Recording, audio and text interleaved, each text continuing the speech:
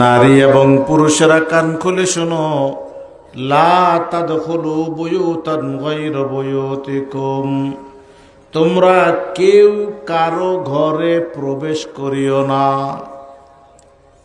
আল্লাহ কয়, কার কথা এটা? লা তাদখুলু বুয়ুতান গায়রা বুয়ুতিকুম, তোমরা কোনো ব্যক্তি, নারী পুরুষ, কোনো নারী বা পুরুষের ঘরে প্রবেশ করো না। হাত্তা তাস্তানিসু ওয়া তুসাল্লিমু আলা আহলিহা, যতক্ষণ পর্যন্ত ওই ঘরওয়ালাদের থেকে অনুমতি না আনো, ঘরওয়ালারা ঢোকার অনুমতি না দেয়, অথবা ঘরের লোকদেরকে সালাম দিবা যতক্ষণ পর্যন্ত সালামের জবাব দেয় না, অথবা ঢোকার অনুমতি দেয় না, ততক্ষণ পর্যন্ত কোনো পুরুষ কোনো নারীর ঘরে, কোনো নারী কোনো পুরুষের ঘরে ঢোকার অনুমতি নেই। কথা কি বুঝছেন?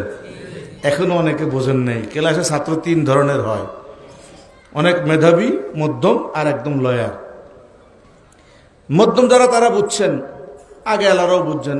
এখন আমার মতো যারা ক্লাসে দুর্বল তাদেরকে বলি, আল্লাহ তাআলা বলেন, এই ইমানদারেরা, তোমরা কোনো প্রয়োজনে সুই লাগবে, সুতা লাগবে, দা লাগবে, বটি লাগবে, একটা সাদা লাগবে, চুন লাগবে, পান লাগবে, লবণ, তেল, লরকারি, দুটো চাউল লাগবে। এই জন্য মহিলারা এক ঘর থেকে আরেক ঘরে হাওলাতের জন্য যায় না।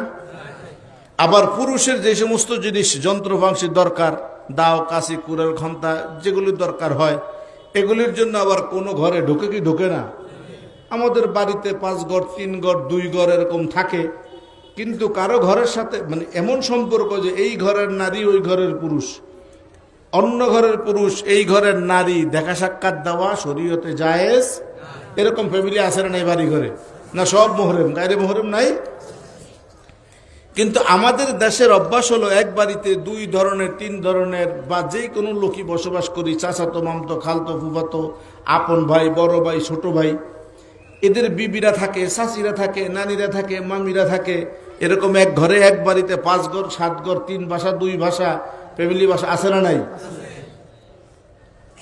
কাছাকাছি পাশাপাশি দীর্ঘদিন থাকায় অবস্থাটা এরকম হয় যে আপনের মতো হইয়া, ভাই বোনের মতো হইয়া, বাপজির মতো হইয়া, ভাই বোনের মতো হয়ে একে অপরের সাথে দেখা সাক্ষাৎ, আদান প্রদান, দেওয়া থোয়া, নেওয়া, আসা যাওয়া, বলা এভেলেবেল সচরাচর হয়ে যায় কি যায় না? এটাকে আল্লাহ নিষেধ করছেন। কথা কি বুঝাইতে পারছি?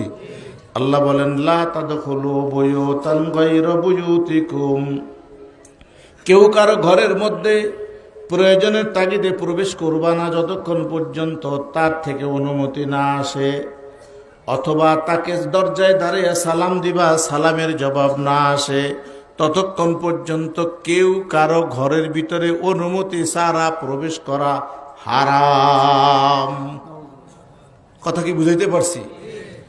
আপনার একটা দাঁড় প্রয়োজন হয়েছে, গাছের ডালা কাটবেন, আপনার ঘরের দাটা ছোট, আপনার ভাইয়ের ঘরের দাটা বড়, তাই দাওটা আপনি হাওলাত নিবেন, গাছের ডালা কাটবেন, হয় কি হয় না?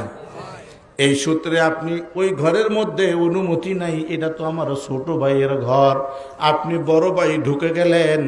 আপনার ভাই যদিও ছোট ভাই, ছোট ভাইয়ের বিবি কিন্তু আপনার ভাবি, আপনি তার ভাসুর। কথা বলেন না তো? আল্লাহ রাসূল বলেন, আল হামু কাল মাউত, ভাবি আর দেবরের সম্পর্ক হলো মৃত্যুর মতো আর হায়াতের মতো। হায়াত যেমন মৃত্যুকে ধ্বংস করে দেয়, মৃত্যু যেরকম হায়াতকে খেয়ে দেয়, হায়াত যেমন মৃত্যুর কারণে খতম হয়ে যায়, ঠিক একজন দেবর ভাসুর, অথবা যদি ভাবি ভাসুর, ভাসুর ভাবি, এরকম সরাসরি সাক্ষাৎ হয়, দেখা হয়, কখন জানি তাদের ইমানের নামক একখান ফুজি আছে, শয়তান নামক চালানে মৌতে ইমান নামক ফুজিটা খায়া জিনা ব্যভিচারের মতো কাজ করে দিবে। করাবে কি করাবে না বলেন? এই জন্য রাসূল বলেন, আল হামু কাল মাউত, ভাবিদের জন্য দেবর হইল মৃত্যুর মতো, মানুষ মৃত্যু থেকে যত দূরে থাকে, যত পলায়ন করে, মৃত্যুর কাছে যেমন মানুষ আসতে ভয় পায়, আসে না। মৃত্যুর কাছে মানুষ আসে? মৃত্যুরে মানুষ পছন্দ করে? মৃত্যুকে ভয় পায় কি পায় না? কথা বলে। আল্লাহ রসুল বলেন, ভাবিদের জন্য দেবরেরা হইল মৃত্যুর মতো। আল হামো কালমউত, দেবর ভাবিদের জন্য মৃত্যু। মৃত্যুর কাছে যেমন মানুষ আসে না, মৃত্যুকে মানুষ যেমন ভালো পছন্দ করে না, মৃত্যুর থেকে মানুষ যেমন পালাইয়া থাকতে চায়, বাঁচতে চায়, একজন ভাবির থেকে দেবর, দেবর থেকে ভাবি, এরকম দূরে থাকবে, ভয় করবে, পলায়ন করবে। একজন থেকে একজন পর্দা কইরা, জিনার মতো গুনাহ থেকে, দেখার মতো চোখের গুনাহ থেকে, জিনা থেকে, মুখে কথা বলার গুনাহ থেকে, একজন একজনকে স্পর্শ করার মতো হাতের গুনাহ থেকে বেঁচে থাকবে। এই জন্য আল্লাহ বলেন, ভাবিরা দেবরকে, দেবর ভাবিকে মৃত্যুর মতো ভয় করা লাগবে। কথা বুঝাইতে পারছি? এখন আপনি যদি আপনার ভাইয়ের ঘর দাবি করে ঢুকে বসেন, আপনার ভাইয়ের সাথে আপনার সাক্ষাৎ হালাল, আপনার ভাবির সাথে দেখা হালাল না হারাম? এই জন্য আমার আল্লাহ বলেন, লা তাদখুলু বুয়ুতান গায়রা বুয়ুতিকুম, হঠাৎ করে কেউ কারো ঘরের মধ্যে ঢুকে যেও না। কারণ তার ঘরের মধ্যে তুমি ঢুকবা, ওই ঘরের মধ্যে যেই মহিলা বসবাস করে তার সাথে তোমার সাক্ষাৎ হারাম। অথবা সে এমন এক অবস্থায় আছে, গরমের দিন কাপড় শরীরে ঠিক নেই, শরীরের ঢেকে রাখা অঙ্গ যেই কারণে তার খোলা থাকতে পারে, আর তোমার নজর যদি তার উপরে পড়ে, হারামের গুনাহ হবে, জিনার গুনাহ হবে, চোখের জিনা হবে। এক একটা নজরে বলায় ধরায় করায় 7,000 বছর করে জাহান্নাম যাওয়া লাগবে। এই জন্য আল্লাহ কয়, খবরদার কেউ কারো ঘরের মধ্যে অনুমতি ছাড়া ঢুকবে না। নারী পুরুষের কাছে, পুরুষ নারীর কাছে। তোমার আপন ঘরেও যদি ঢুকতে হয়, দরজার কাছে গিয়া অনুমতি চাইবা, আমি কি আসবো? সকলে কি ঠিক আছো? অথবা দরজায় দরজা বন্ধ থাকলে সালাম দিবেন, 1 বার 2 বার 3 বার।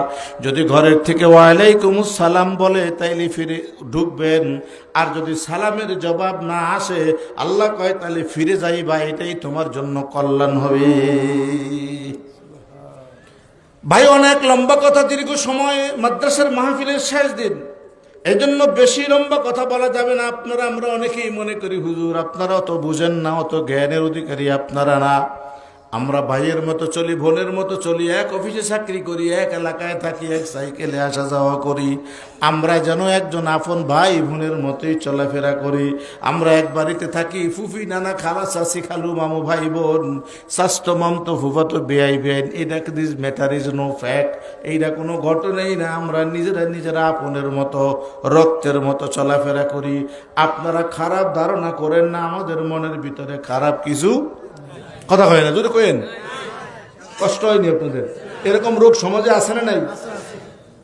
বাবা, ভাই, বন্ধু, আমি একটা কথা বলি, হাবিব কিবরিয়া সরকারে দো আলম নবী, তার থেকে কি আপনার ইমান মজবুত? আর একজন মহিলার ইমান কি হযরত আয়েশা সিদ্দিকা রাদিয়াল্লাহু তাআলা আনহা থেকে মজবুত? আবু বকর সিদ্দিকের থেকে পবিত্র কোন মানুষ জগতে আছে না? আসবো নাইও, আসবেও। আল্লাহর হাবিব সফরে গেলেন, 3 দিন মতান্তরে 4 দিন পরে নবী পাক সফর থেকে ফিরে আসলেন। আল্লাহর নবী সফরে যাওয়ার কারণে সিদ্দিক আকবর রাদিয়াল্লাহু তাআলা আনহু, হযরত আবু বকর সিদ্দিক রাদিয়াল্লাহু তাআলা আনহু রসুলের বাড়িতে গেলেন। যেহেতু তার কন্যা রসুলের কাছে, নাম যেন কি আয়েশা সিদ্দিকা রাদিয়াল্লাহু তাআলা খবর নিতে গেলেন, খেয়ে আছে না না খেয়ে আছে। যেহেতু আল্লাহর নবী দ্বীনের দাওয়াত দেওয়ার জন্য বাড়ি থেকে বেরিয়ে গেলেন, এই জন্য আয়েশা সিদ্দিকা রাদিয়াল্লাহু তাআলা আনহার খবর নেওয়ার জন্য বাবা মেয়ের বাড়িতে, জামাই বাড়িতে গেলেন। যখন দরজায় গিয়ে সালাম দিছে, আয়েশা সিদ্দিকা সালামের জবাব দিয়ে আব্বার কণ্ঠ পায় আব্বাকে ঘরে নিয়ে গেছেন। হযরতে আয়েশা সিদ্দিকা রাদিয়াল্লাহু তাআলা আনহু আর আবু বকর সিদ্দিক, 2 জন বাপ মেয়ে বসে বসে কথোপকথন করতেছে। সাংসারিক অবস্থা রসুল শুনতেছে। রসুল কোন দিন গেছে, কোন দিন আসবে, বিষয়াদি নিয়া বাপ আর মেয়ে আলাপচারিতায় লিপ্ত। আবু বকর সিদ্দিক রাদিয়াল্লাহু তাআলা আনহু পৃথিবীর সর্বা নবীর পরে যার স্থান, আল্লাহ যাকে জান্নাতের দুনিয়াতে 1 নম্বরে সার্টিফিকেট প্রদান করেছেন, তিনি হলেন সিদ্দিকে আকবর। আবু বকর সিদ্দিকের গুণ বলার সময় নেই। আরেকজন হলো তার মেয়ে হযরত আয়েশা সিদ্দিকা, যিনি সিদ্দিকা বিনতে সিদ্দিক মুবাররা উম্মিনাস সামা। আবু বকর সিদ্দিক সত্যবাদী, তার মেয়ে সত্যবাদিনী, যার সত্যবাদিতা সম্পর্কে আল্লাহ পাকের কোরআনে আল্লাহ অনেকগুলি আয়াত নাজিল করেছেন। এমন একজন বাবা, এমন একজন মেয়ে, দুইজন রাসূল পাকের ভাঙ্গা ঘরের মধ্যে বাপ মেয়ে কথা বলতেছে। ইন দি মিন টাইম নবী পাক তাশরীফ এনেছেন, ঘরের ভিতরে প্রবেশ করবেন। তিনি আয়েশা দরজায় সালাম দিছে, আসসালামু আলাইকা। ওয়ালাইকা ইয়া আয়েশা, ও আয়েশা আল্লাহর শান্তি আপনার উপরে নাজিল হোক। আদখুলু ফিকে, আমি কি আপনার কাছে আসবো, ঘরে ঢুকবো কিনা? নবী পাক যখন সালামের জবাব দিলেন, আয়েশা ওয়ালাইকুমুস সালাম বলে সালামের জবাব নিলেন। আল্লাহর হাবিব ঘরের মধ্যে ঢুকে গেলেন। ঢুকতেই দরজা ফাঁক, দরজা খুলতেই দেখেন বাপ মেয়ে দুইজন এক জায়গায় বসে বসে কথা বলতেছে। একজন আবু বকর, একজন হযরত আয়েশা সিদ্দিকা। এর থেকে নারী আর পুরুষের মধ্যে ভালো মানুষ খুঁজে পাইবেন? কথা বলে না। এর থেকে ভালো মানুষ খুঁজে পাওয়া যাবে কিনা? জোরে বলেন, যাবে? এই আবু বকর সিদ্দিক আর মেয়ে দুইজন কথা বলতেছেন। আল্লাহর রাসূল গিয়া চোখটা লাল করেছেন, আকৃতি বিকৃত হয়ে গেছে। আল্লাহর হাবিবের চক্ষুগুলি লাল হয়ে গেছে। আয়েশা সিদ্দিকা রাদিয়াল্লাহু তাআলা আনহার দিকে চোখ রাঙিয়ে গরম করে তাকিয়ে আছে। মা বোনরা শুনেন, আপনারাও শোনার দরকার আছে। আমরা আজকে এই গুনাহগুলিকে সাধারণ করে ফেলেছি। মনে করি ফরজ পর্দা শুধু রাস্তাঘাটে, পর্দা ফরজ শুধু শপিং মলে, পর্দা ফরজ শুধু অফিস আদালতে। না না না, আপনার আমার ঘরে হাজার হাজার পর্দা দৈনন্দিন লঙ্ঘন হইতেছে। আপনি মসজিদের সামনের কাতারে ইমামের পিছনে নামাজ পড়েন, আপনি তাবলীগের বিরাট বড় দায়ী দাবি করেন, আপনি বিরাট বড় জাকিরিন ভালো পীরের মুরিদ, আপনি মাদ্রাসার প্রিন্সিপাল মুহাদ্দিস মুফাসসির, আপনি বড় মসজিদের খতিব, সারা পৃথিবী ওয়াজ করে বেড়ান, কিন্তু এখন পর্যন্ত আপনার আমার ঘরটা আমরা ঠিক করতে পারি নাই। আল্লাহ রাসূল বলেন, ও আয়েশা, আমি যেখানে, নবী ভালো করে বুঝেন, আয়েশা সিদ্দিকাকে আল্লাহ রাসূল চোখ রাঙিয়ে বলতেছেন, আয়েশা আমি যেখানে ঘরে নাই, আমি একজন তোমার স্বামী পুরুষ মানুষ। আল্লাহু আকবার। নবী বলতেছেন, আমি যেখানে ঘরে নাই, তুমি একা একজন পুরুষের সাথে কেন ঘরের মধ্যে বসে বসে কথা বলো? আয়েশা, কাজটা ঠিক করো নাই। যেহেতু আমি বাড়িতে নাই, তুমি আরেকজন একা পুরুষকে কেন তোমার ঘরে জায়গা দিলে? একজন আবু বকর আপন বাবা, জান্নাতের সার্টিফিকেটদারি। আরেকজন আপন মেয়ে, নবী পাকের বিবি, জান্নাতের রমণী। আর সারা কোরআনের ভিতরে অসংখ্য আয়াত নাজিল করেছে আয়েশা সিদ্দিকার প্রশংসা সম্পর্কে, সত্যবাদিতা সম্পর্কে, আবেদা জাহেদা সম্পর্কে। এই আবু বকর মেয়ে বাপ বেটি কথা বলে নবী আয়েশা ডাক দিয়ে বলতেছেন, একজন পুরুষ ঘরে নাই, আরেকজন পুরুষকে কেন তুমি ঘরে জায়গা দিলা? আয়েশা সিদ্দিকা রাদিয়াল্লাহু তাআলা নবীর চেহারার দিকে তাকাইলেন, কারণ একদিকে নবীর চোখ রাগ বুঝতে পারছেন, অপর দিকে আব্বা সাথে সাথে লজ্জা পাইছে না পায় নাই? আল্লাহ রাসূল এই কথা বলে সরে গিয়া দাঁড়ালেন। আয়েশা সিদ্দিকা নবীর কাছে গিয়া আল্লাহর নবীর জামার কিনারা দইরা মুহাব্বতের নজর দিয়া কয়, নবী আপনি কাকে দেখছেন? উনি আপনার শ্বশুর, আমার বাবা, আপনার সাথী হযরতে আবু বকর সিদ্দিক। আমি অন্য কোন পুরুষকে নিয়ে ঘরে কথা বলি নাই, উনি আমার বাবা আবু বকর। আল্লাহ রাসূল বলে, আয়েশা আমি দেখতে পেয়েছি, তোমাকে চিনতে পেরেছি আবু বকরকে, আমি কিন্তু আবু বকরকে না চিনে কথা বলি নাই। এবার আয়েশার মুখটা বার হয়ে গেছে, আব্বারে চিন না, তারপরে আপনি কেন আমাকে এই কথা বলতেছেন? আমি কার সাথে কথা বলি? উনি তো আমার বাবা। আবু বকরকে আপনি চিনেন না? আবু বকরের সাথে আমি কথা যদি বলতে না পারি, একা করে কার সাথে কথা বলবো? হাবিব কিবরিয়া সরকারে দো আলম, আপনার আমার নবী ডাক দিয়ে বলে, আয়েশা তোমার মুখ ম্লান হওয়ার দ্বারা, মুখ ভারী করার দ্বারা নবী মুহাম্মদের কিছু আসে যায় না। আমি যাহা 200কে দেখি, তোমরা পৃথিবীতে কোনোদিন সেই 200কে তা দেখো নাই, দেখবা না।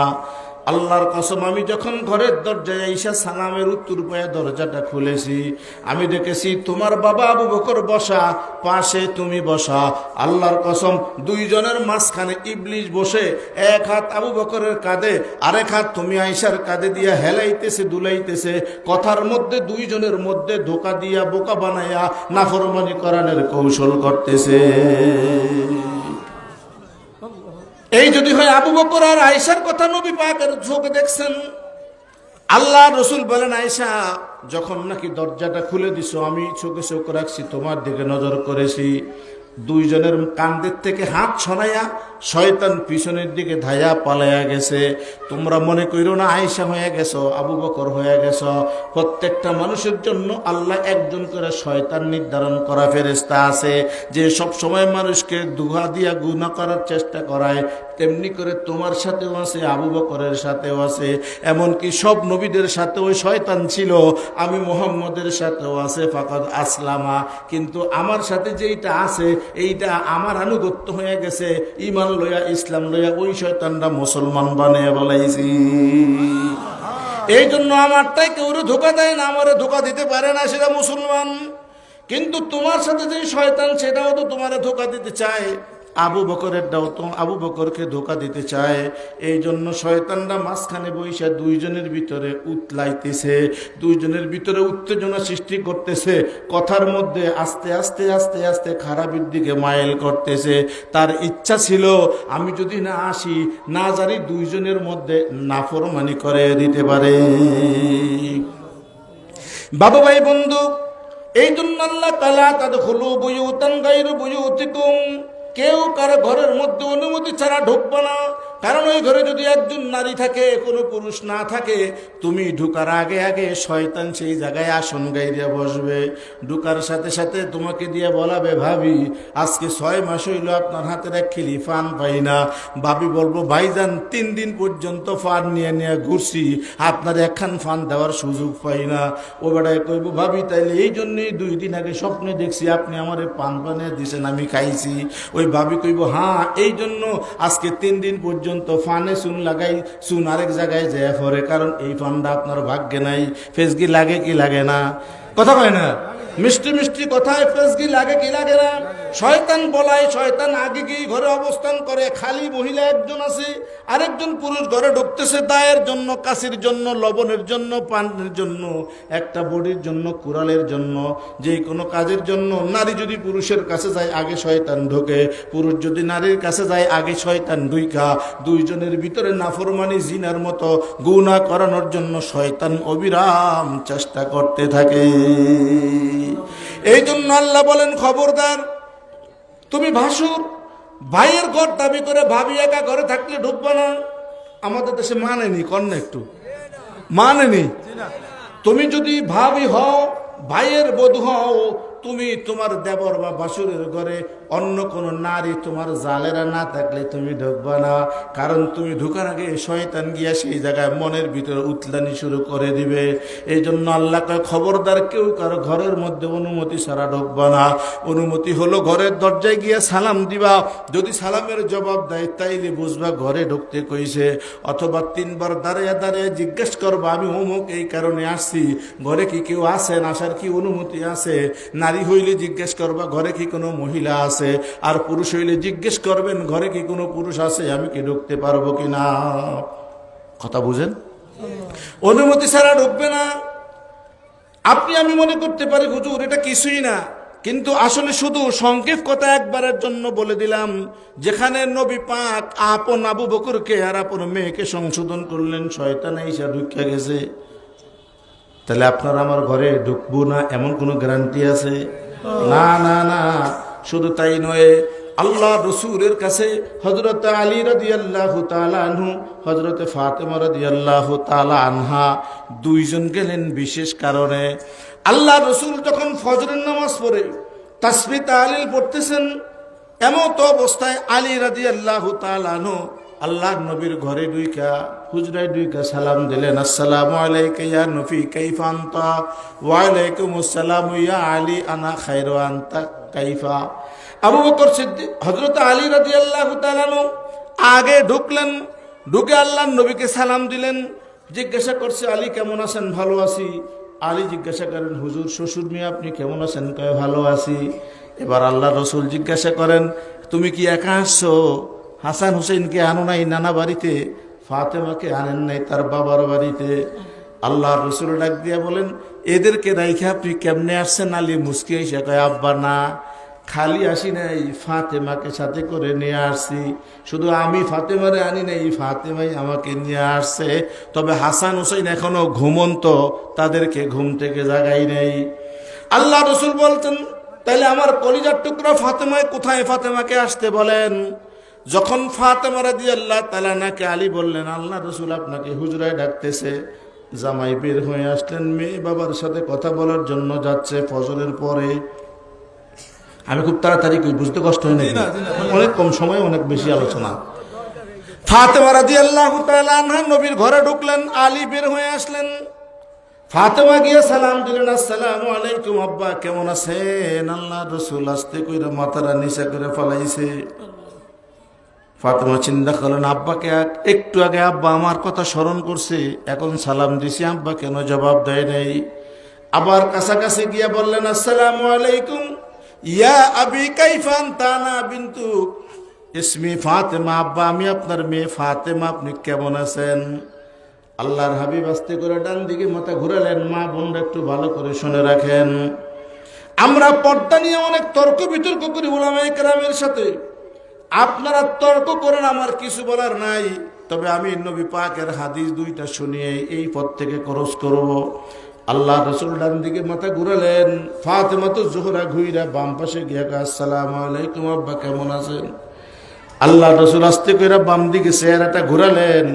নবী পাকের মেয়ে ফাতেমা পিছন থেকে বাম পাশে এসে, আসসালামু আলাইকুম আব্বা, কি খবর, কেমন আছেন?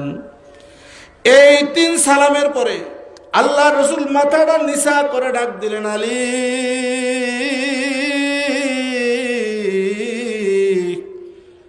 আল্লাহর নবীর যেহেতু ঘরের মধ্যে এসে কেউ কষ্ট না দেয়, তুমি তাকে বের করে নিয়ে যাও। ব্যাখ্যা করব কোন সময়, কথার অর্থ বুঝেন। সালাম দেয় মেয়ে বাবাকে, একটু আগে খোঁজ করছে আমার কলিজার টুকরা ফাতেমা কোথায়? মিশকাত শরীফ হাদিস খোলেন। আল্লাহ রসুল জিন্দেগিতে যত সময় সফরে যাইতেন, সব মানুষের থেকে বিবিদের থেকে অনুমতি নিয়ে সর্বশেষ ফাতেমার ঘরে ঢুকতেন। শেষ বিদায় ফাতেমার থেকে নিয়ে যাইতেন। আর যখন নবী সফর যুদ্ধ শেষ করে বাড়িতে আসতেন, আগে ফাতেমা রাদিয়াল্লাহু তাআলার সাথে হুজুর সাক্ষাৎ করতেন। এমন কলিজার টুকরা ফাতেমা ডাক দিয়ে বলতেছে, আলী এই কথা বলে নাই ফাতেমা বের হয়ে যাও, তোমার এই দোষ এই অপরাধ বলে নাই। চতুর্দিকে ঘুরে যখন সালামের জবাব দেয় না, নেয় না, তখন আল্লাহর নবী ডাক দিয়ে বলতেছেন, আলী জামাইরে ডাক দিছে, কথা বলেন না কা? তাইলে মেয়েরে সামনে রাইখা জামাইকে ডাক দেওয়া, বোঝা গেল মেয়ের সাথে সম্পর্ক খুব একটা ভালো। কথা বোঝেন না আপনারা? তো জবাব দিয়েন যতক্ষণ থাকেন।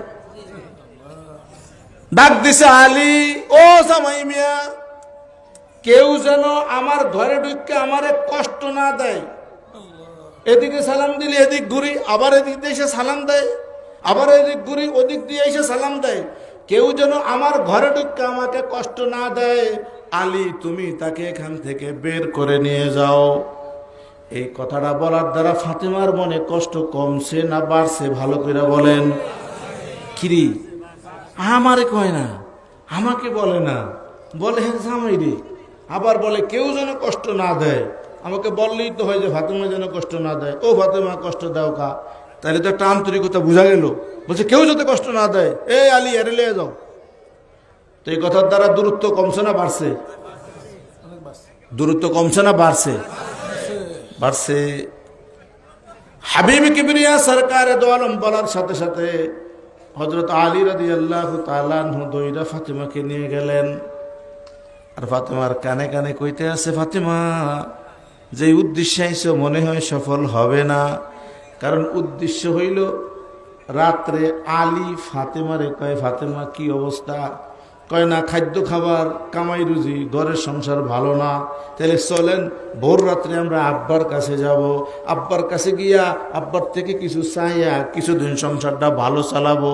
এই জন্য আলী ফাতেমা দুইজন শ্বশুরের কাছে গেছে, পাইবো আনবো।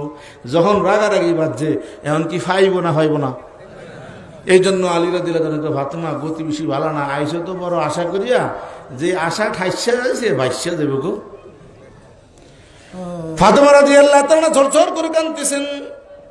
আলী এই কথা বলছেন মজাক করে, ফাতেমার একটু সান্ত্বনা দেওয়ার জন্য স্ত্রীর সাথে একটু মজাক করছেন, মনে বুঝ পায় নাই, ফাতেমা কাঁদতেছে। আল্লাহ রাসূল ডাক দিলেন আলী।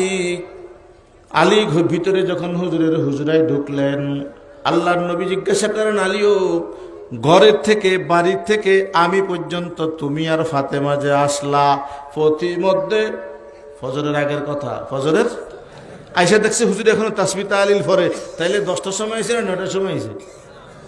শেষ রাত্রে। এই সময় মানুষের সাথে মানুষের দেহা হয়? আরো আরব দেশ, এত ঘনবসতি তো নাই।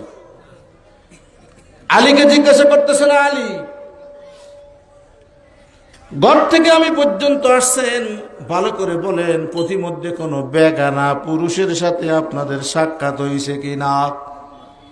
আলী রাদিয়াল্লাহু তাআলা চিন্তা করছেন, যদি একটু সন্দেহের মধ্যে বলি হয়তো হুজুরের কাছে ওহী চলে আসবে।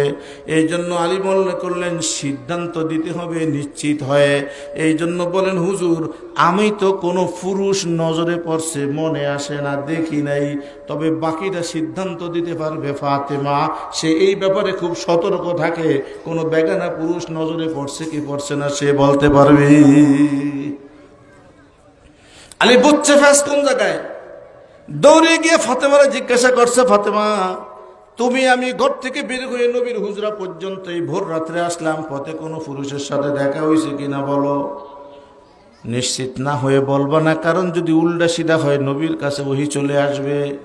ফাতেমা ডাক দিয়া বলেন, ওই খোদার কুদরতি হাতে আমার জীবন, যেই খোদা যখন তখন মানুষের জীবন নিতে পারে, সেই সত্তার কসম খেয়ে বলি ঘর থেকে বের হইয়া নবীর হুজরা পর্যন্ত আসতে তোমার সাথে ছাড়া আমার সাথে কোনো পুরুষের সাক্ষাৎ হয় নাই। আলী আইসা যখন নবীকে সংবাদ দিলেন, আল্লাহ নবী দুই চোখের পানি ছেড়ে ডাক দিয়া বলে, ফাতেমা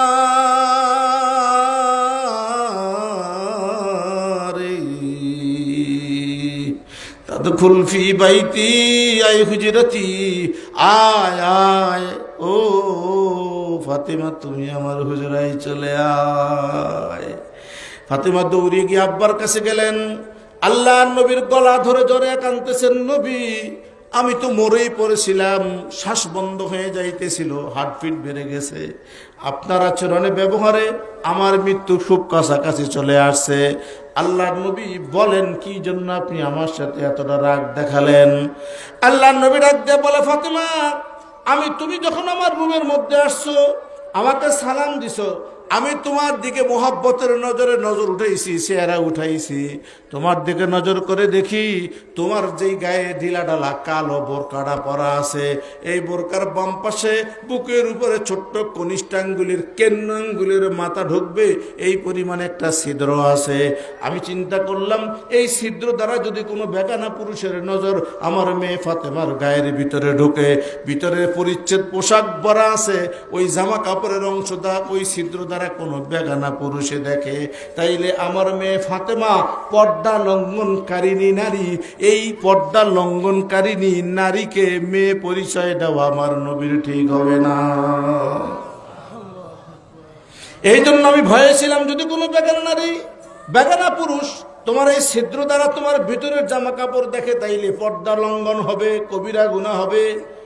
আর যে কবিরা গুনাহ করে এমন মেয়েকে আমি মেয়ে পরিচয় দিতে পারি না, এমন মেয়ের সাথে আমি নবী কথা বলতে পারি না। ও মা ফাতেমা, এই জন্য তোমার সালামের জবাব দেই নেই। এই কথা বলার পরে নবী কয়, ওয়ালাইকুম আসসালাম ইয়া বিনতি, ও মা, ও কলিজার টুকরা, ওয়ালাইকুম আসসালাম। তাহলে আমরা বাইর হই কেমনে? কথা বলে না মানুষটি নেই। একটা ভোর রাত্রে বাবার ঘরে মেয়ে আইছে, সাথে স্বামী আছে, আন্দাগুন্দা কেউ দেখে নাই। এরপরে নবী ওই ছিদ্র দিকা সালামের জবাব দেয় না জানি কবিরা গুনাহ হয়েছে, কারণ এই বোরকার নজরে ছিদ্র দিয়া ভিতরে নজর যাইতেই পারে বেগানা পুরুষের। ফজরের সময় কে কারে দেখে, কথা বুঝেন না কা? এই যদি হয় রসুলের মেয়ের ব্যাপারে সতর্কতা রসুলের, ফাতেমাকে হুজুর যদি কোনো বেগানা পুরুষ দেখতো আমাকে, কিন্তু আমার ছিদ্র দিয়া ভিতরে জামা কাপড় আমার পোশাক দেখতো না। হুজুর বলেন কেন? বলে আমি যখন ঘর থেকে বিসমিল্লাহ পরে বের হই, তখন আমার বোরকার ভিতর থেকে হাত দিয়া আমি ওই ছিদ্রটাকে এর মুড়ির মধ্যে ধরে নিছি, এবং এই মুষ্টি আপনার ঘরে ঢুকার পরে আমি খুলছি, চাকি আমার আল্লাহ। কেউ দেখলো কিন্তু আমার দেখতো না হুজুর। এবার ফাতেমা রাদিয়াল্লাহু তাআলা হুজুরকে বলেন, হুজুর ভোর রাত্রে স্বামী লাগে অন্ধকারে ছিদ্র সুইকেন ধরে রাখছে মুঠ করিয়া, এতে যদি আপনি এত রাগ করেন তাহলে মানুষ চলবে কেমনে? কাহিনীটা কি? আপনার এই পর্দার ব্যাপারে এত কঠোরতা কেন? বলবো না থাকবো? হুজুরের জিজ্ঞাসা করে, হুজুর আব্বা এত কঠোর, এই ছিদ্র দিয়ে কি আয় যায়? আল্লাহ রসুল বলেন, লম্বা কথা ছোট্ট করে বলি, হুজুর বলেন আমি যখন আল্লাহর সাথে দিদার করতে গেছি, সাক্ষাতে গেছি, আল্লাহ তাআলা আমাকে লিনুরিয়াহু মিন আয়াতিহিল কুবরা সব নিদর্শন দেখাইছেন। তন্মধ্যে আমি সবচেয়ে বেশি জান্নাতের পরে যখন জাহান্নাম দর্শন করেছি, জাহান্নামের মধ্যে আমি ভয়াবহ দৃশ্য দেখেছি, এবং জাহান্নামের মধ্যে পুরুষদের তুলনায় বেশি নারীদেরকে জাহান্নামী অবস্থায় পেয়েছি। পুরুষদের থেকে নারীদের শাস্তির অবস্থা বেশি খারাপ দেখেছি, পুরুষদের থেকে নারীদের কঠিন শাস্তি ভোগ করতে দেখেছি। এই জন্য আমি সিদ্ধান্ত নিছি, নারীরা যেই কারণে শাস্তি পায় এবং যেই কারণে নারীদের সংখ্যা জাহান্নামে বেশি দেখা যায়, ওই কথাগুলি আমি দুনিয়ার নারীদেরকে পুরুষদেরকে জানিয়ে দিব, যেন আমার উম্মত আস্তে আস্তে জাহান্নামী কমতে থাকে। কথা বুঝে আসছে? এই জন্য ফাতেমা জিজ্ঞাসা করেন, আব্বা নারীদেরকে কেমন দেখছেন, কি প্রকারের শাস্তি পাইতে দেখছেন, কি পরিমাণ নারীদেরকে জাহান্নামে দেখেছেন?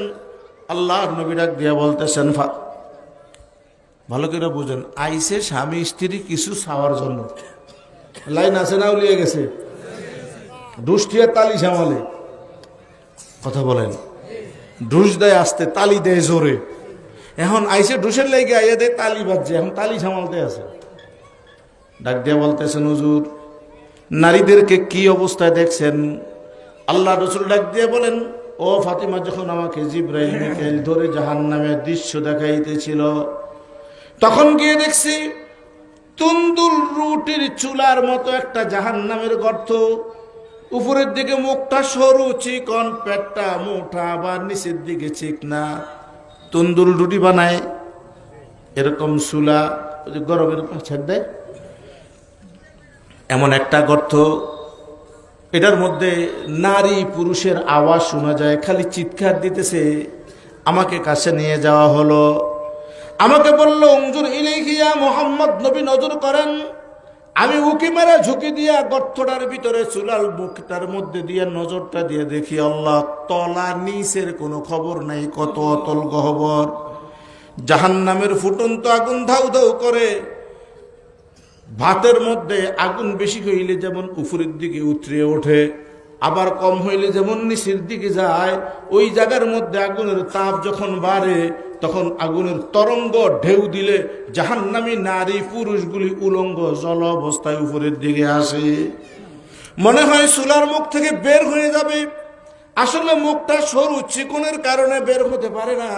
আবার যখন আগুন একটু কমতে থাকে, তখন তারা নিচের দিকে যায়। আবার যখন আগুন তরঙ্গ দেয়, ঢেউ দেয়, আগুনের জোশে আবার উপরের দিকে ওঠে, আবার নিচের দিকে যায়।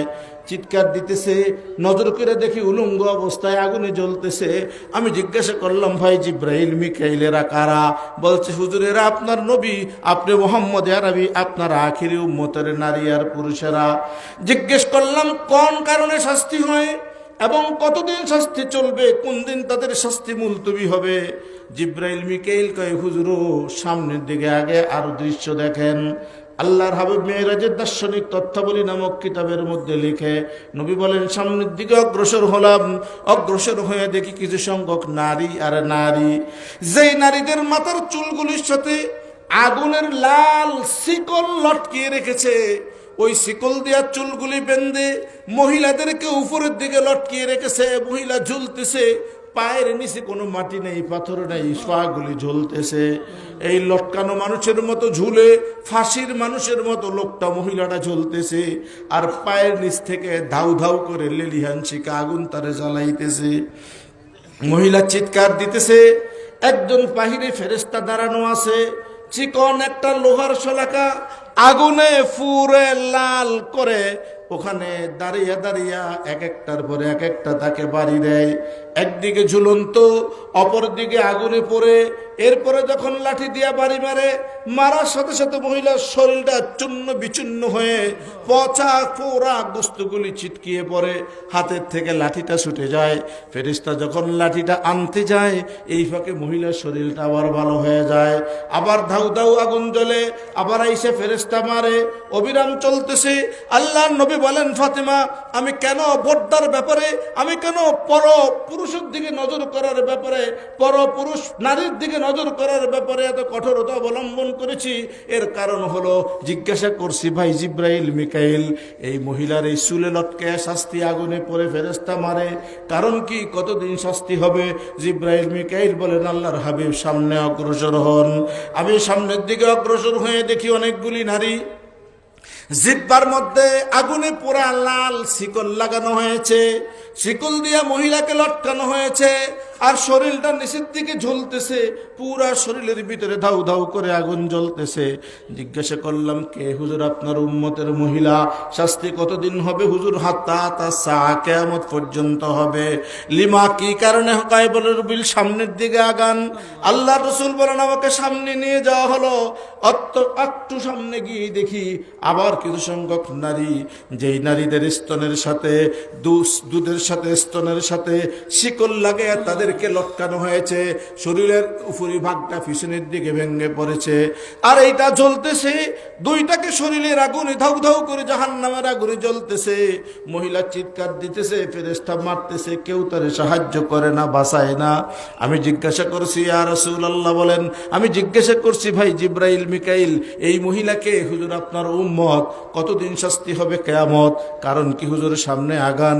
আল্লাহ রাসূল বলেন, আমাকে সামনে নিয়ে যাওয়া হলো। আপন মেয়ে ফাতেমাকে নবী বুঝাইতেছে, একটা ছিদ্রের কারণে কেন তোমার সালামের জবাব দেই নাই? ও ফাতেমার সামনে অগ্রসর হয়ে দেখি কিছু সংখ্যক নারী জরায়ু দ্বারা লজ্জাস্থান থেকে শিকল জড়ানো, আগুনের পোড়া শিকল, মহিলার পেটের মধ্যে একটা আগুনের সন্তান তৈরি করা হয়েছে, দাউ দাউ করে সন্তান জ্বলতেছে, চিৎকার দিতেছে। ডেলিভারির জন্য মহিলা বড় আক্ষেপ করতেছে, অথচ তার প্রসব হয় না। এই জন্য কোন ফেরেশতারা উপর থেকে মুখ দিয়ে শিকল লাগে টানে যেন ডেলিভারি না হয়, আবার কিছু ফেরেশতারা নিচ থেকে টানে যেন বাচ্চা ডেলিভারি হয়ে যায়। মূলত বাচ্চা ডেলিভারি হয় না, কিন্তু সন্তানটা আগুনের তৈরি পেটের মধ্যে ধাউ ধাউ জ্বলে, মহিলার সম্পূর্ণ আগুনে পড়ে, ফেরেশতা লাঠি দ্বারা মারে, কেউ তারে সাহায্য করে না, বাঁচায় না। হাবিবে কিবরিয়া সরকারে দো আলম নবী বলেন, ফাতেমা, আমি জিব্রাইলকে জিজ্ঞাসা করছি, ভাই জিব্রাইল মিকাইলকে, হুজুর আপনার উম্মত কতদিন, কি কারণে শাস্তি হবে? কয়, হুজুর কিয়ামত পর্যন্ত মহিলার শাস্তি হবে। আমি জিজ্ঞাসা করছি, কি কারণে শাস্তি হয়? আল্লাহর হাবিবকে বলেন, হুজুর সামনে অগ্রসর হন। আল্লাহর হাবিব সামনের দিকে অগ্রসর হলেন। একটু অগ্রসর হয়ে দেখি কিছু সংখ্যক নারী, আবার কিছু পুরুষ সামনে বসা আছে, কত সুন্দর পাত্র দেওয়া, এক একটা পাত্রের মধ্যে ভুনা গোস্ত খিচুড়ি করা আছে, সুগ্রানে গোটা হাসরবাসী অস্থির হয়ে গেছে। পক্ষান্তরে পাশে আরেকটা পাত্রের মধ্যে কতগুলি পচা দুর্গন্ধ পচা গোস্ত দেওয়া আছে। এই নারী পুরুষেরা বসে আছে, এদের সামনে সুস্বাদু খাবার আছে, সুগ্রানের ভুনা গোস্ত খাবার আছে।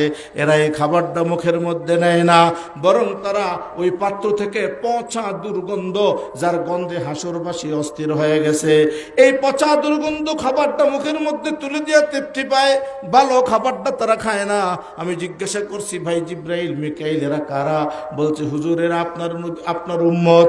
কি কারণে শাস্তি কতদিন হয়? হুজুর কিয়ামত পর্যন্ত হবে। হুজুর বলেন, কি কারণে? কয়, রাসূল সামনে আগান।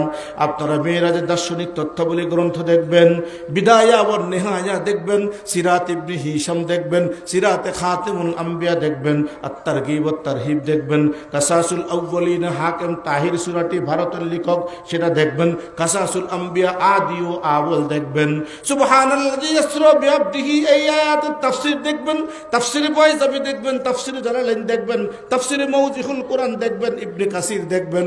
এই কথাগুলি বিশদ ব্যাপক আলোচনা শুনতে পাবেন। যেহেতু আমি অত লম্বা করতে পারবো না, সামনে আরেকটি আয়াত রয়েছে, এই জন্য একটা দুইটা তিনটা নয়, আল্লাহ রসুলকে 47টা পর্যন্ত এরকম নিদর্শন দেখাইছে। আমি অতগুলি বলবো না, মাত্র 2-3টা ব্যাখ্যা দিয়ে শেষ করে দেই। হাবিব কিবরিয়া সরকার দো আলম নবী বলেন, আমি যখন সবগুলি দেখার পর অস্থির হয়ে গেলাম, পেরেশান হয়ে গেলাম, জিজ্ঞাসা করলাম, ভাই আমার ধৈর্য আর কুলায় না, আমার উম্মতের এই অবস্থা দেখা, এবার আমাকে বলো কি জন্য আমার উম্মতের এই শাস্তিগুলি দেখছি। আল্লাহ রসুলকে ডাক দিয়া জিব্রাইল মিকাইল বলতেছে, ভাই রে ও মুহাম্মদ আরবি আল্লাহর নবী শোনেন, আপনি যেই মহিলাকে দেখেছেন চুলের সাথে শিকল লাগিয়া ফেরেশতার আগুনের শিকলে লটকিয়ে রেখেছে, মহিলা ঝুলতেছে, পা থেকে মাথা পর্যন্ত মহিলার শরীরটা আগুনে জ্বলতেছে, ফেরেশতা শলাকা দিয়া মারতেছে, এই মহিলার কারণ হইল রুউসুহুন্না কাসনিমাতিল বক। হাদিসের মধ্যে উলামায়ে কেরামকে জিজ্ঞেস করবেন, আল্লাহ রাসূল বলেন, নিসাউন আরিয়াতুন কাসিয়াতুন মুমিলাতুন মাইলাতুন রুউসুহুন্না কাসনিমাতিল বক আও কামা ক্বালা আলাইহিস সালাতু ওয়াস সালাম। আল্লাহ রাসূল ডাক দিয়া বলেন, ও জিব্রাইল, এই মহিলায় আগুনে শিকল লাগায়া চুলের সাথে লটকায়া শাস্তি দেয় কেন? বলতেছে, ওদের মহিলার অপরাধ হলো, এই মহিলার রুউসুহুন্না কাসনিমাতিল বক, যখন সে রাস্তাঘাটে চলাফেরা করত, প্রয়োজনের তাগিদে বাজারে হাটে ঘাটে যাইত, তার অফিস আদালতে কোর্ট কাছারি, তার প্রতিষ্ঠানে যাইতো, স্কুল কলেজ ভার্সিটি মাদ্রাসায় যাইতো, রুউসুহুন্না কাসনিমাতিল বক্তে তার মাথার চুলগুলি উটের বলদ গরুর সুডের মতো উষা কইরা খোফা বানাইতো। আজকে দেখবেন বিলাসিতা করার জন্য অনেক মেয়েরা, নারীরা, যুবতীরা, আমার মায়েরা মাথার চুলের খোফা চতুর্দিক থেকে উঠিয়া মাথার উপরে বাঁধে, একটু হাই করে, লম্বা করে, উঁচা করে, পায়ে একজোড়া হাই হিল জুতা পরে, ওই 2টায় 3টায় 5 থেকে 6 ইঞ্চি 4 ইঞ্চি উষা দেখা যায়। পরপুরুষকে মুমিলাতুন মাইলাতুন, পরপুরুষকে তার দিকে আকৃষ্ট করার জন্য রাস্তায় বের হয়, এরকম বেগানা পুরুষকে আকৃষ্ট করার জন্য চুলের খোফা মাথায় উঠাইয়া বাঁধে। বলেন এরকম নারী দেশে আছে না নাই? আল্লাহ রাসূল বলেন, এই জাতীয় নারী যারা, তাদের মাথা চুল কেন এরকম করেছিল, চুল কেন এরূপ করে রাস্তাঘাটে চলাফেরা করেছে, চুল দিছে মহিলা সৌন্দর্যের জন্য, গড়ে রাখবে, দেখাইবে তার স্বামীকে, অথচ সে বেগানা পুরুষকে দেখাইছে। এই জন্য হাবিব কিবরিয়াকে জিব্রাইল মিকাইল বলেন, নবী, আল্লাহর ফেরেশতা, গজবের ফেরেশতা জাহান্নামের শিকলটাকে পুইরা আগুনে লাল করে ওই শিকল দিয়া তাকে লটকাইতেছে, আর চুলের সাথে এই জন্য লটকাইছে যেহেতু চুলগুলিকে খোফা বানিয়ে উঁচা করেছে। এরকম শাস্তি তার চলতে থাকবে, কিয়ামত পর্যন্ত অবিরাম চলবে, 1 সেকেন্ডের জন্য বন্ধ হবে না। আল্লাহ রাসূল ফাতেমারে কয়, ফাতেমা তুমি বুঝো, একটা নারীর চুলকে উঁচা করার জন্য তার এই শাস্তি হইতেছে। সামনে অগ্রসর হয়ে দেখি একজন মহিলা জিহ্বার মধ্যে আগুনের লাল শিকল লাগানো, লটকিয়ে রাখছে, আগুনে পড়তেছে, ফেরেশতা মারতেছে। আল্লাহ রাসূল বলেন, জিজ্ঞাসা করলাম, ভাই জিব্রাইল মিকাইল, এই নারীকে আপনার উম্মত কেন শাস্তি হয়? আল্লাহ রাসূলকে বলেন, নবী পাক, এই মহিলার শাস্তি হওয়ার কারণ হলো, এই মহিলা তাকফুরুনাল আশিরাতা ওয়া তাকসুরুনাল লানাতা। আমার মা বোনেরা কান খুলে শুনে রাখেন, আল্লাহ রাসূল বলেন, এই মহিলার 2 অন্যায়, 2 অপরাধের কারণে মিশকাত শরীফের হাদিস, ওলামায়ে কেরাম আপনাদের দিসনিজামিত বড় মুফাসসির, বড় আলেম জিজ্ঞেস করবেন, তাকফুরুনাল আশিরাতা ওয়া তাকসুরুনাল লানাতা, কয় এই মহিলার 2 অন্যায়, যার জিহ্বার সাথে শিকল লটকায়া আগুনে পড়তেছে, জাহান্নামের আগুনে ফেরেশতা মারতেছে লোহার শলাকা দিয়ে আগুনে পুইরা। এই মহিলার অপরাধ কয়টা? জোর বলেন কয়টা? মনে রাখবেন, বাড়ি গিয়া মা বোনদেরকে শুনিয়ে দেখবেন, মানো না মানো, ওয়াজের মধ্যে শুনে এসেছি। 1 অপরাধ হলো তাকফুরুনাল আশিরাতা, 2 হইল ওয়া তাকসুরুনাল লানাতা, মিশকাত শরীফের হাদিসের রিডিং। আল্লাহ রাসূল বলেন, একটা হলো তাকফুরুনাল আশিরাতা, স্বামীর নাফরমানি করে, আশিরাতুন শব্দের অর্থ হইছে হাজবেন্ড, স্বামী, সে স্বামীর নাফরমানি করে। ও তাকসুরুনাল লানাতা, বেশি বেশি গালি গালাজ করে। কিছু সংখ্যক মহিলা দেখবেন গালি গালাজের নাম্বার ফার্স্ট, যদি 100-তে 100 নাম্বার সাইড হইতো অতিরিক্ত বোনাস আছে না নাই? গালি গালাজ করলে হতিন মিতান হাস, সন্ধ্যা 3000 1000 হাসান হুসেন জহের কহের হতিন মিট লাউজারি 30 ফেরার মধ্যে 32 ফেরা গালাগালি করতে পারে।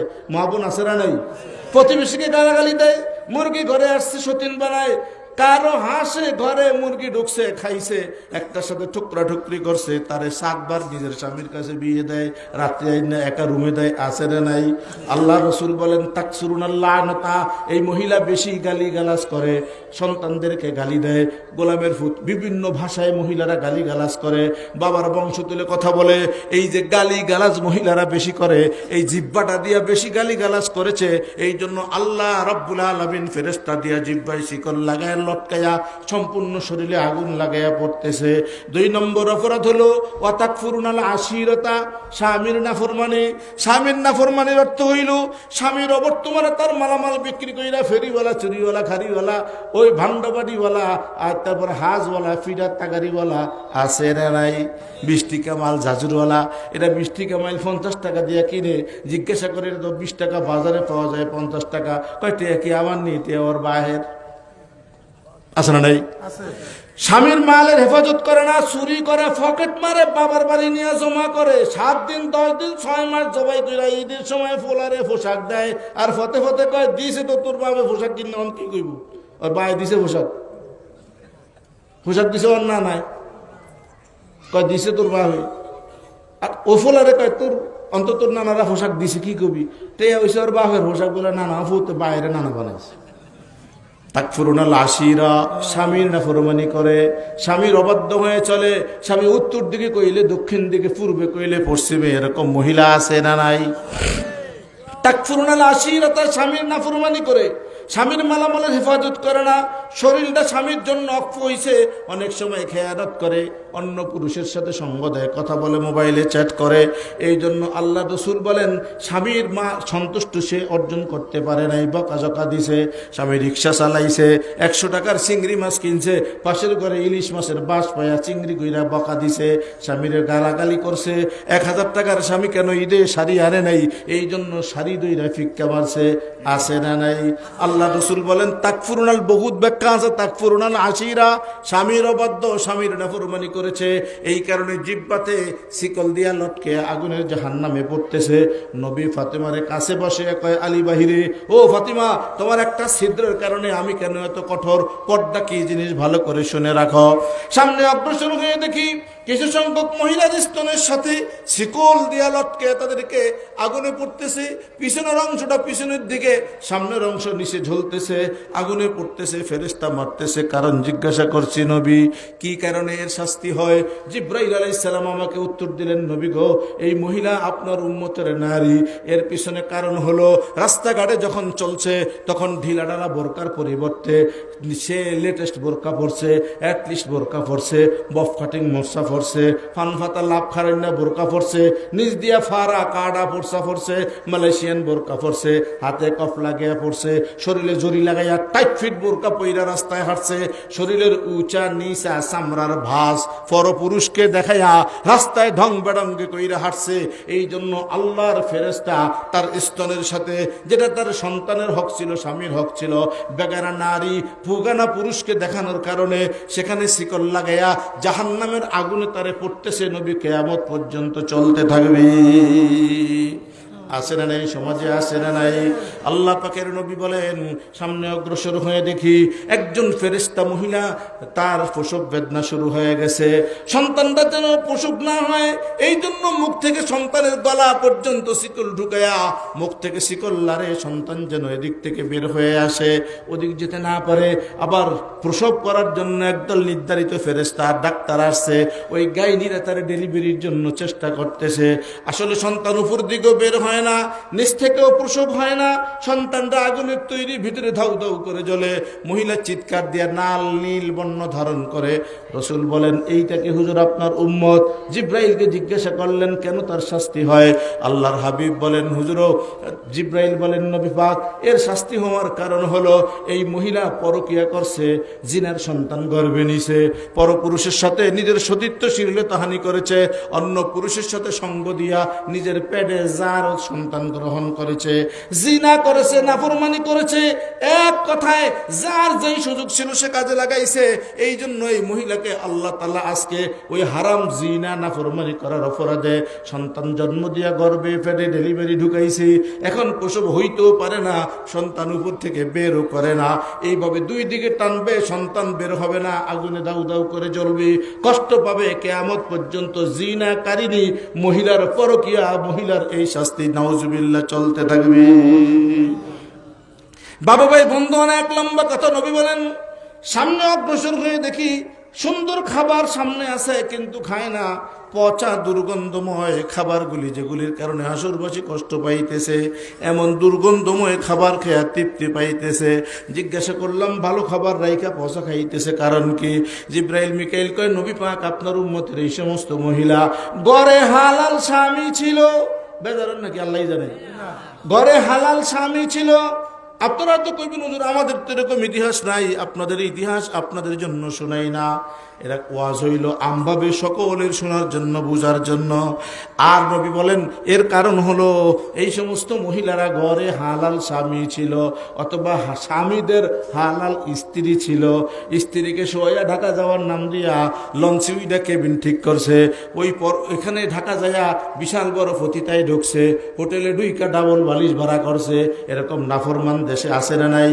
স্বামী বিদেশ থাকে, বিভিন্ন জায়গায় ঢাকা থাকে, চাকরি করে, 5 তলা 22 তলা 20 তলা, গতকাল দেখছে 70 তলার উপরে। এই বাঙালি কত কষ্ট করে জীবন বাজি রেখা, বিবির মুখে হাসি ফুটানোর জন্য, সন্তানদের সুখের জীবনের জন্য জীবন বাজি রেখা ওখানে লটকে লটকে বিল্ডিং এর কাজ করে।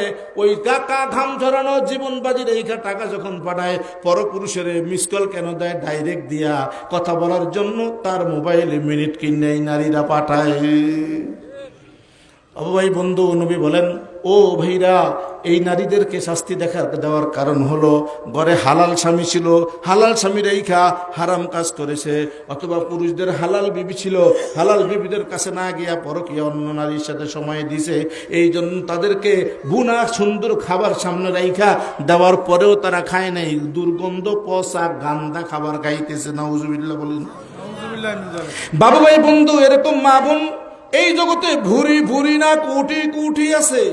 এই জন্য আল্লাহ তাআলা আপনাকে, আমাকে, আমার পরিবার, আপনার পরিবার, দেশ, সমাজ, জাতীয় আন্তর্জাতিক ভাবে এই মহামারী থেকে যেন আল্লাহ আমাদেরকে হেফাজত করে। জোরে বলেন আমিন। একটা কথা বলে দেই, মা বোনদের থেকে বিদায় নিব, কষ্ট হয় আপনাকে? আল্লাহ রাসূল বলেন, ওই সমস্ত নারী, যে সমস্ত নারী স্বামীর নাফরমানি করে, তাদের আরেকটা গুণ হলো স্বামীর কথা মতো চলে না, কথা মানে না, স্বামী ডাকলে সাড়া দেয় না, স্বামীর অবাধ্য হয়ে চলে। আল্লাহ রসুল বলেন, এই নারী বড় হতভাগা, দুর্ভাগা। কারণ এই নারী যখন মৃত্যুবরণ করবে, যত ফরেজগার মুত্তাকি নেক আল্লাহ ওয়ালি হোক না কেন, স্বামীর মনের কষ্টের কারণে ইবাদত দিয়ে সে জান্নাতে যাবে না, বরং সে স্বামীর অবাধ্য হওয়ার কারণে জাহান্নামী হবে।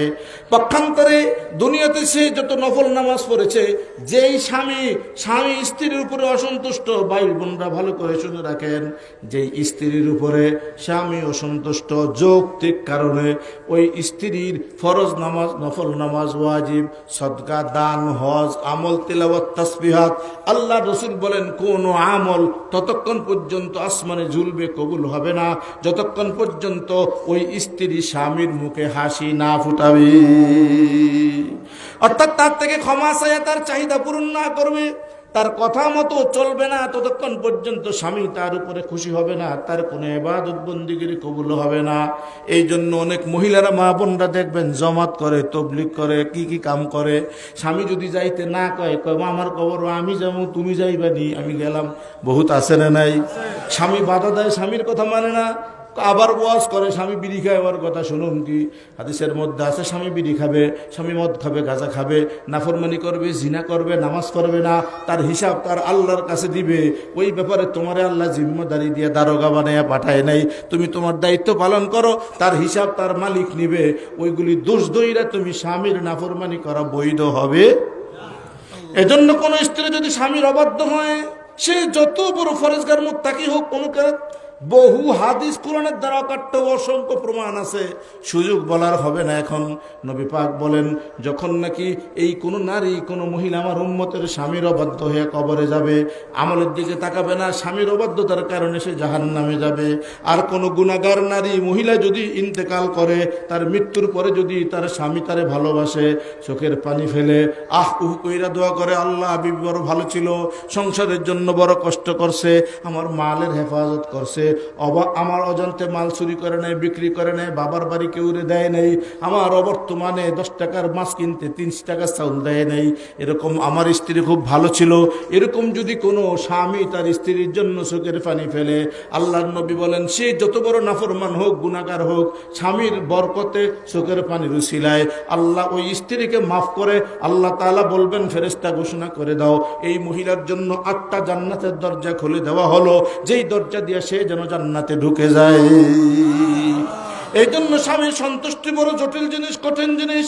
হ্যাঁ, ভালো করে শুনে রাখেন, আপনারাও স্ত্রীর উপরে যত কঠিনতা আছে, স্বামীর জন্য আল্লাহ তত কঠোরতা করেছেন, কারণ সে আপনার অর্ধাঙ্গিনী। আপনার গায়ের জামাটা 2500 টাকা গজের, আর তার গায়ের জামাটা, তার গায়ের পোশাকটা দিলেন 250 টাকা গজের। ইনসাফ হয়েছে না বেইনসাফি হয়েছে? আল্লাহ কয়, তুই বেইনসাফির কারণে আমার কাছে ধরা খাবি। তুমি বাজারে ডাবল ডিমের মোগলাই খাইলা, বাড়িতে 5 টাকা দামের পুরান সকালকার বাসি পেঁয়াজুনিয়া বিবির হাতে দিতে পারলা না, বেইনসাফির জন্য ধরা খাইবা। নিজে হোটেলে বোর্ডিংয়ে উঠা সিনা পাকনা গরু দিয়া রুটি গোস্ত বুনা খাইলা, বাড়িতে যাওয়ার সময় 200 টাকার চিংড়ি মাছ কিনে মূলা নিয়ে বাড়িতে গেলা। পুরুষরা আসে না নাই? আল্লাহ কয়, বেইনসাফির জন্য তুই ধরা খাবি। তোর স্ত্রী তেরা চলবো না, তেরা চলবো হাজির বিবি, কারণ তুই তো বাজারে জুলুম করো, তুমি বাজারে জিলাপি খাও, ধান বিক্রি করে বন্ধুর নিয়ে 600 টাকা চায়ের দোকানে বিল করো, বিবির জন্য 30 টাকার ফান আনতে 2.5 গোষ্ঠী গালালি করে 1 কানো করো। তুমি যদি বেইনসাফি করো, তোমার বিবির থেকে আল্লাহ বেইনসাফি বাহির করবে। এই জন্য আমি যা পরবো তাকে তা পরাবো, আমার জামা যেরকম হবে তার পোশাক সেরকম হবে, আমি যা খাই তাকে তা খাওয়াবো। এই জন্য আল্লাহ রসুল যখন পানি পান করতেন গ্লাস দিয়া, তখন আয়েশা সিদ্দিকা নবীর পাশে বৈশা দাঁড়িয়ে থাকতেন, তাকিয়ে থাকতেন। আল্লাহ রসুল যখন গ্লাসটা রাখতেন, আয়েশা আস্তে করে গ্লাসটা ধইরা ঠিক যেখান থেকে নবী মুখ লাগাইয়া পানি পান করেছেন, সেই জায়গায় মুখ লাগাইয়া আল্লাহর হাবিবের বিবি আয়েশা সিদ্দিকা সেখান থেকে মুখ লাগাইয়া পানি পান করতেন। আল্লাহ রসুলের খাবার দিতেন। নবী পাক সিনার গোস্ত পছন্দ করতেন। যখন আল্লাহ রসুলের গায়ে প্লেটের উপরে সিনার গোস্ত রাখা হতো, বকরির গোস্ত, দুম্বার গোস্ত, সিনার গোস্ত নবী পছন্দ করতেন। যখন সেখানে রাখা হতো, আল্লাহর হাবিব 2 কামড় দিয়া আর 2 কামড় পরিমাণ বাকি থাকলে সেইটা আয়েশা সিদ্দিকার মুখে তুলে দিত। আপনাদের আমাদের অবস্থা, একটা মুরগি জবাই করছে, 3টা ফাও খুশ করে, মুরগি ফাও কয়টা হয়? 2টা খাইয়া 3 নম্বরটা খুশ করে। বিবিকে মুরগি একটা 3টা কই, কয়টা লেগে 2টি খেয়েছি, কইটা না খাইয়া বলাইছি 2টা মুরগি, 2টা, একটার সব খাওয়া শেষ। এবার খোঁজ করে ফেড়া আছে কই, চামড়া ফাঁকনা সব খাইয়া পুরুষটাই জিজ্ঞেস করে ফেড়া, মহিলা ফাতিল্লা 2টা খাও, আর কইলাম না সব খাইয়া ফেলাও। তাইলে এই আপনি যে এরকম ভাবে ফাতিল সাফা করে ফেলাইছেন, আঙ্গুল দিয়ে 4টা ফাতিলের পরিষ্কার ধোয়ার কাম সাফ করছেন, আপনার স্ত্রীর সাথে ইনসাফ হয়েছে না জুলুম হয়েছে? এই জন্য পুরুষদেরকে আল্লাহ কিয়ামতের দিন কট, তুমি ইনসাফের বিচার দাও। বাজারে খাইছো কি, বাড়িতে আনছো কি? রাগ কইরা বাড়িতে ভালো খাবার নাই, হোটেলে গিয়া মুরগি গরু গোস্ত চালিয়ে দিছ, ফান চাবে বাড়িতে আইসো, বিবিরা উশিয়া চিংড়ি মাছ পুরান তরকারি দেয়া হুকনামার তার কায় মারছে, কথা হয় না? গিলতার দিকে পানি ঢুকিয়ে চাপছে, আর নিজে বাহা বাহা করে খাইছেন। কয়েকদিন জামা স্ত্রী নিজেরটা করছেন, ঘরে স্ত্রী আছে কিনছেন, যাইেন রেস্ট যাইতে গেছে লাল ঘড়ি তলিয়া। তাহলে পুরুষেরা ধরা আছে না নাই? শুধু মা বোনদেরকেই বলবেন, আমাদেরও জিম্মাদারি দায়িত্ব আছে। আল্লাহ যেন নারীদেরকে পুরুষদেরকে পর্দা রক্ষা কইরা উভয়ের দায়িত্ব পালন কইরা আল্লাহ তাআলা খাস বান্দি বান্দা হইয়া উম্মত হইয়া কবরে যাওয়ার তৌফিক দেয়, বলেন আমিন। বাবু ভাই বন্ধু, মা বন্ধুর জন্য কথা কষে রাগ করছেন নি? কেউ কথা কয় না দেবো। এদের জন্য যদি বলি, এরা যদি একটু লাইনে হয়, আমাদের ক্ষতি না উপকার? বাবু ভাই বন্ধু, আল্লাহ রাব্বুল আলামিনের একটা আয়াতে কারিমা তিলাওয়াত করেছি, এর উপরে আমি অল্প কিছুক্ষণ কথা বলবো। আল্লাহ বলেন, মাসালুল লাযীনা ইউনফিকুনা, বুরে বুরে আয়াত আছে, মাসালুল্লাযীনা ইউনফিকুনা আমওয়ালাহুম ফী সাবীলিল্লাহ কামাসালি হাব্বাতিন আনবাতাস সাবআ সানাবিলা ফী কুল্লি সুমবুলাতিন মিআতু হাব্বা আল্লাহু ইউযাইফু লিমান ইয়াশা ওয়াল্লাহু ওয়াসিউন আলীম وقال الله تعالى في آية أخرى لن تنالوا البر حتى تنفقوا مما تحبون وما تنفقوا من شيء فإن الله به عليم আল্লাহ রাব্বুল আলামিন বলেন কিয়ামতের ময়দানে ওই সমস্ত উম্মত ওই সমস্ত আমার আল্লাহর বান্দা নবী পাকের উম্মত জান্নাতে যাবে ফেরেশতারা ডাইকা ডাইকা তাদেরকে ধরে ধরে আল্লাহর জান্নাতে নিয়ে যাবে আরেক ফেরেশতা কথা শুনেন ভালো করে আরেক ফেরেশতা এসে বলবে আল্লাহ এই তো গুনাহগার এর মধ্যে নামাজ তরকের গুনাহ আছে এর মধ্যে রোজা তরকের গুনাহ আছে এর মধ্যে মিথ্যা বলার অপরাধ আছে আপনার হক নষ্ট করার গুনাহ তার আমলনামায় লেখা আছে ফেরেশতারা বলবে রাখেন তাই না সামনের দিকে নিয়ে যাবে অনেক গুনাহ আমলনামায় থাকা সত্ত্বেও কিছু সংখ্যক মানুষকে আল্লাহর ফেরেশতা টেনে টেনে সামনের দিকে নিয়ে যাবে এদেরকে নিয়ে বলবে যাও যাও তোমরা চলে যাও তোমাদের জন্য আল্লাহ পাক মেহমানখানা তৈরি করে রেখেছে ওখানে তোমাদের মেহমানদারির ব্যবস্থা করা হয়েছে তোমরা সেখানে চলে যাও আল্লাহ রাসূল বলেন এরা কারা হবে আল্লাহ বলেন আল্লাযীনা ইউনফিকুনা আমওয়ালাহুম ফী সাবিলিল্লাহ কামাসালি হাব্বাতিন আনবাতাস সাবআ সানাবিলা ফী কুল্লি সুমবুলাতিন মিআতু হাব্বা এরা ওই সমস্ত মানুষ যারা আল্লাহ পাকের রাস্তায় খরচ করবে এই সমস্ত মানুষের দৃষ্টান্ত হলো একটা দানার মতো বিচির মতো যেমন আপনি একটা বরের বিচি গাছে লাগালেন অথবা আপনি যদি একটা ধান রোপণ করেন একটা ধানের থেকে একটা গাছ হবে একটা গাছের থেকে আল্লাহ রাসূল বলেন সাবআ সানাবিলা 60টা কি কয় করুল বের হবে 60টা শীষ বের হবে ফি কুল্লি সুমবুলাতিন মিআতু হাব্বা প্রত্যেক শীষের মধ্যে 100 কইরা ধান হবে তাইলে ধান রোপণ করলাম একটা গাছ বের হইল 60টা একটার মধ্যে 100 করে হইলে 60টার মধ্যে 700 হবে এই জন্য আল্লাহ বলেন এরা ওই সমস্ত মানুষ যেই মানুষগুলি আল্লাহ রাব্বুল আলামিনের রাস্তায় দান করেছে একটা দান করেছে 60টা হয়েছে 700 হয়েছে এই মানুষগুলির গুনার দিকে আল্লাহ না তাকায়া এই মানুষগুলির সামনে মেহমানখানায় বসাবে কারণ কি রাসূল বলেন আল কোরআনু শাফিউ ওয়া মুশাফফা এদের এই দানের উসিলায় কোরআন পরিচালিত হয়েছে এদের এই দানের উসিলায় আল্লাহর কোরআনের হাফেজ এরা 6 জন হাফেজ হয়েছে এদের দানের উসিলায় আল্লাহর কোরআন হাদিস শিক্ষা এরা আজকে জালালাইন শরীফ তাফসীর পড়া খতম করছে এদের দান অনুদানের কারণে আল্লাহর কোরআনের পতাকা আকাশে উত্তোলিত হয়েছে এদের কারণে অসংখ্য গণিত হাফেজ আলেম দুনিয়ার জমিনে ইমামতি করছে নামাজ পড়ছে দাওয়াত ও তাবলীগের মেহনত করছে জিকির আজকার করাইছে মানুষকে সৎ পথের দিকে ডাকছে এই কারণে আল্লাহ রাব্বুল আলামিন এই সমস্ত মানুষগুলির অন্য গুনাহ থাকা সত্ত্বেও কোরআন তাদের পক্ষে সুপারিশ করার কারণে মাফ করে আল্লাহ তাদের জান্নাতের ফয়সালা করেছে আল্লাহ রাসূল বলেন ক্বালান নবী সাল্লাল্লাহু আলাইহি ওয়াসাল্লাম মান জাআলাল কুরআন আমামাহু ক্বাদাহু ইলাল জান্নাহ ওয়া মান জাআলা খালফা যারিহি সাকাতাহু ইলান নার হাবিবে কিবরিয়া সরকার দো আলম নবী বলেন ও বাবু ভাই বন্ধু ভালো করে শুনেন হাবিবে কিবরিয়া সরকার